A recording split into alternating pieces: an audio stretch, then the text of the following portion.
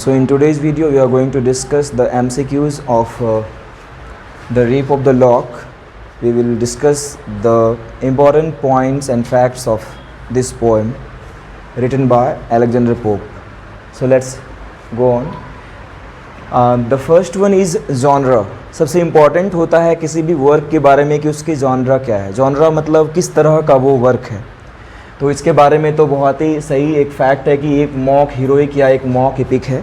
EPIC नहीं, ध्यान रखिएगा, इपिक नहीं है, ये एक मॉक इपिक है या इसको मॉक हीरोइक भी कहा जाता है. या कभी कभी ये भी पूछा जाता है कि इसको कैसे लिखा गया है, तो इसको हीरोइक कपलेट में लिखा गया है, ध्यान रहना चाहिए. उसके बाद बात आती है इसके प्रोटैगनिस्ट की. प्रोटैगनिस्ट का मतलब हीरो या हीरोइन होता है. तो इसमें लीडिंग कैरेक्टर एक ही है, बेलिंडा, जो कि हमने लिखा है. और एक और एग्ज़ाम में क्वेश्चन पूछा जाता है कि ये बेलिंडा का जो कैरेक्टर है किससे इंस्पायर्ड है, या what was the real character of Belinda. Belinda का जो रियल कैरेक्टर में नाम क्या था, तो उसका नाम था एराबेला फर्मर, जो कि पूरा नाम होता है मिस एराबेला फर्मर. ध्यान रखिएगा, ये नाम बहुत ही इंपॉर्टेंट होगा. बेलिंडा तो ये पोएम में है, लेकिन रियल जो एक इंसिडेंट हुआ था उसमें जो उसका नाम था मिस एराबेला फर्मर था. इसी कैरेक्टर से इंस्पायर्ड था ये बेलिंडा का कैरेक्टर. आगे बात करें तो ये पब्लिश भी 3 बार हुआ. कभी कभी ये लास्ट डेट को 1718 भी कहा जाता है. हम बात कर लेते हैं. सबसे पहले ये पब्लिश हुआ था 1712 में, ठीक है. तो 1712 में ये पब्लिश हुआ पहली बार, जो कि 2 कैंटोज ही थे उस टाइम में. पूछा जाता है एग्जाम में कई बार कि कितने, how many cantos are there in the rape of the lock. तो ये एक्चुअली आंसर 5 कैंटोज होगा इसका, क्योंकि पहले भले ही 2 था, लेकिन हाँ यदि स्पेसिफिक क्वेश्चन किया जाए कि what was the number of cantos in the first publication of the poem rape of the lock, तब ध्यान रखिएगा मात्र 2 कैंटोज होंगे. या 1712 के पब्लिकेशन से रिलेटेड क्वेश्चन पूछा जाए तो, और ये जनरली यदि पूछा जाए कब पब्लिश हुआ तो 1712 ही बोलना है. स्पेसिफिक डेट हम इसीलिए लिखे हैं ताकि आप सेपरेटली समझ पाएँ. दूसरा पब्लिकेशन 1714 में हुआ. इसमें कैंटोज के नंबर को बढ़ाया गया. यही कारण है कि हम 5 कैंटोज आपने जाना कि 5 कैंटोज हैं इसमें. और इसमें साथ में ऐड किए गए थे 6 इनग्रेविंग्स भी ऐड करे गए थे. इनग्रेविंग्स का मतलब होता है तस्वीरें. तो 6 तस्वीरें भी इसमें डाली गई थी. आप लोग देखते होंगे जैसे रामायण और महाभारत में बीच बीच में जो है तस्वीरें होती है, जिससे कि थोड़ा बुक और इफेक्टिव लगता है. तो ये सब तरीका रहता है. फिर है 1717 में थर्ड और फाइनल पब्लिकेशन. इसी डेट को मैंने कहा कि कभी कभी 1718 भी कहा जाता है, लेकिन आपको जनरली यदि पूछा जाए कब पब्लिश किया गया तो ध्यान रखिएगा आपको 1712 ही बोलना है, ठीक है, क्योंकि फर्स्टली ये उतने ही डेट में पब्लिश हुआ. और इसमें जो ऐड करा गया था वो था क्लैरिशा का स्पीच. क्लैरिशा जो कि इसकी एक एंटेगनिस्ट है. एंटेगनिस्ट इसीलिए, विलन इसीलिए क्योंकि उसने बेलिंडा के खिलाफ साजिश रची, सीजर्स दिया. आप लोग जानते होंगे द बैरन जो कैरेक्टर है उसमें उसको सीजर्स कैची दी उसके लॉक को काटने के लिए. यदि आपने इसके क्वेश्चंस को नहीं देखा है लॉन्ग को, तो आप प्लेलिस्ट में चेकआउट कर सकते हैं.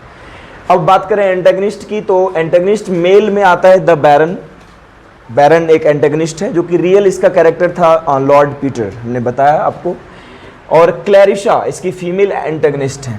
और इस पोएम का एक बहुत ही फेमस लाइन जो है, या फिर कह सकते हो कि अलेक्जेंडर पोप के पोएम का वर्स का एक फेमस लाइन होता है, to err is human, to forgive is divine, या टू फॉरगिव डिवाइन, ठीक है. ध्यान रखिएगा, हिंदी में कहा जाए तो गलती करना मानवीय, इंसान गलती करते हैं, और क्षमा कर देना ये देवताओं का गुण होता है, ईश्वर का गुण होता है. तो आगे बढ़े तो सेटिंग इसकी कहाँ कहाँ रखी गई है. तो एक्चुअली यदि मेन रूप से सेटिंग की बात करी जाए तो इसका वही होगा, हैम्पटन कोर्ट. चूँकि जो बैटल टेक प्लेस करा था, जहाँ पर बैटल हुआ था, एक्चुअली युद्ध नहीं था बड़ा वो, मुझे कैसा युद्ध था आप भी जान रहे पोएम यदि पढ़ा है आपने तो ये हैम्पटन कोर्ट इसका मेन सेटिंग है. उसके पहले बेलिंडाज हाउस, क्योंकि वो वहीं तैयार होती हैं, वहीं सोई हुई रहती हैं. तो मेन ध्यान रखिएगा, मेन रूप से हैम्पटन कोर्ट होगा.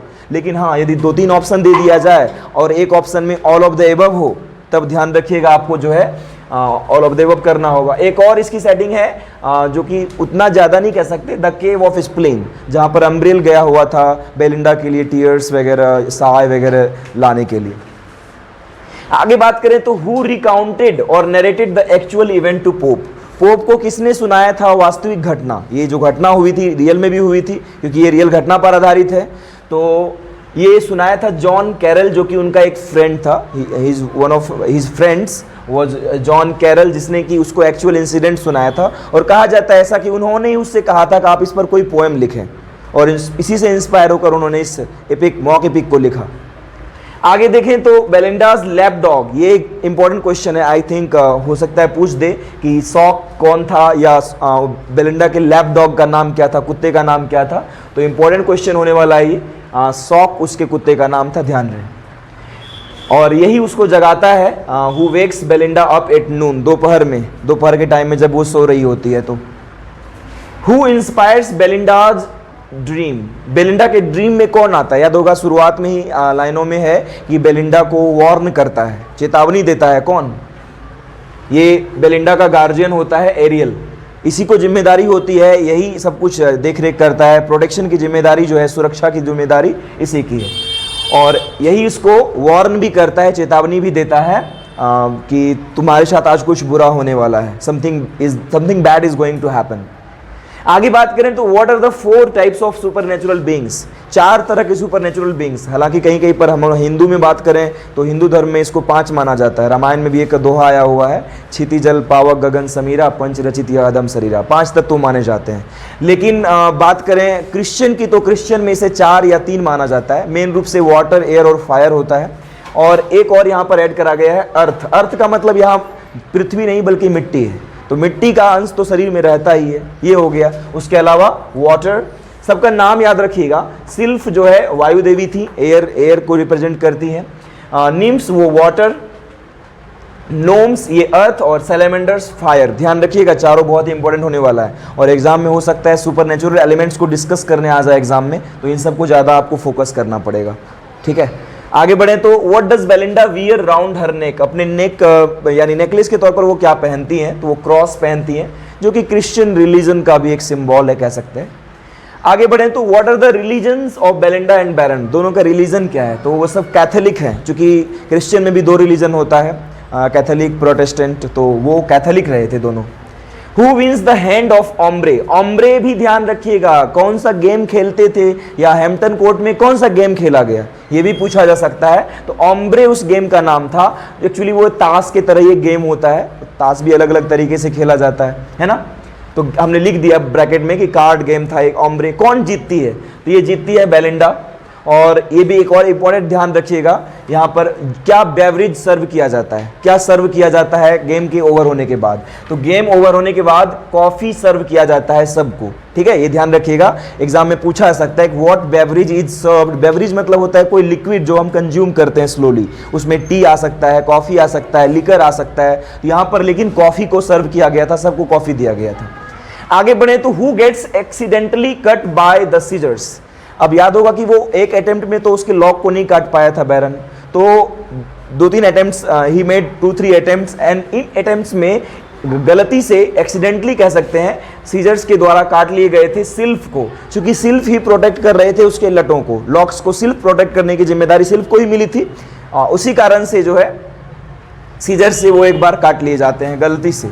व्हाट डज थेलेस्ट्रिस एक यहाँ पर जो है कोई थर्ड पर्सन है, कैरेक्टर है, उतना इंपॉर्टेंट नहीं है, लेकिन थेलेस्ट्रिस क्या सोचता है कि बैरन जो है क्या करेगा उन लॉक्स के साथ, उन लटों का क्या करेगा वो काटा जो उसने।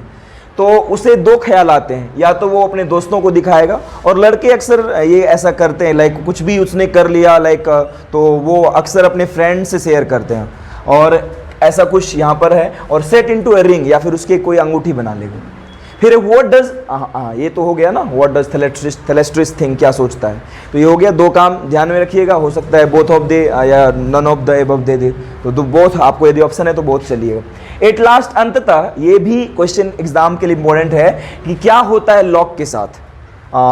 ये टर्न कर जाता है, ये बदल जाता है कॉन्स्टेलेशन में। कॉन्स्टेलेशन का मतलब तारा पुंज होता है, या नक्षत्र जिसको कहते हैं। नक्षत्र यानी तारों का समूह, ए सेट ऑफ स्टार्स, मतलब उसके लॉक जो है आसमान में जाकर तारों के समूह बन जाते हैं। हालांकि ये कुछ ज़्यादा हो गया, लेकिन अब यही है तो यही हमें जानना होगा जो उन्होंने लिखा है पोप साहब ने।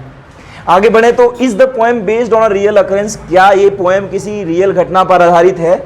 तो हाँ, बिल्कुल रियल घटना पर आधारित है, और जिसमें 2 कैरेक्टर रियल में थे। कौन कौन? एराबेला फर्मर और लॉर्ड पीटर। ध्यान रखिएगा, ये ओरिजिनल कैरेक्टर, और एराबेला फर्मर को ही बेलिंडा के तौर पर यहाँ पर रिप्रेजेंट दिखाया गया है, और लॉर्ड पीटर को दिखाया गया है द बैरन के तौर पर। आगे बढ़े तो अकॉर्डिंग टू पोप के हिसाब से what do the soft yielding minds women become, यानी मरने के बाद जो सॉफ्ट यील्डिंग माइंड्स, यानी जो नरम खोपड़ी की महिलाएं होती हैं, लड़कियां होती हैं, मरने के बाद क्या बनती हैं? वो बनती है निम्फ्स, वाटर, जल देवी। चलिए आगे है, who helps Belinda to fight with Baron. Baron से लड़ने में कौन मदद करता है? तो एम्ब्रेल मदद करता है, और जो कि उसे ला कर देता है द वेपन्स, हथियार ला कर देता है, वुमन काइंड वाला, महिलाओं का हथियार। क्या है महिलाओं का हथियार? और जैसे कि टीयर्स वगैरह, साय, शर्म वगैरह, है ना। तो what does gnome gives to Belinda. Gnome क्या देता है बेलिंडा को? ये देता है पावर्स ऑफ सॉबिंग, रोने की ताकत, सिसकने की, येलिंग, चीखने की, और टीयर्स, साथ में आंसू भी। और एक कुछ फैक्ट्स जो कि हमने लिखा है, ज़्यादा इंपॉर्टेंट नहीं है, एक्चुअली इंपॉर्टेंट है, ज़्यादा कुछ तो नहीं लिखा है मैंने। तो पोप का जीवन काल 1688 से 1744 का था, जो कि एक मेनली एक सैटायरिस्ट के तौर पर जाने जाते हैं। और इनका जो फेमस वर्क है द डंसियार्ड, बहुत ही फेमस है। और एक और वर्क है इनका एन एसे ऑन क्रिटिसिज्म। तो ये चीज़ें आप ध्यान रखें, और भी ज़्यादा स्टडी कर लें, थोड़ा अच्छा होगा अलेक्जेंडर पोप के बारे में, क्योंकि वैसे भी लॉन्ग क्वेश्चन में आपको पढ़ना है इनके बारे में। I hope it was helpful for all of you, and thank you for watching.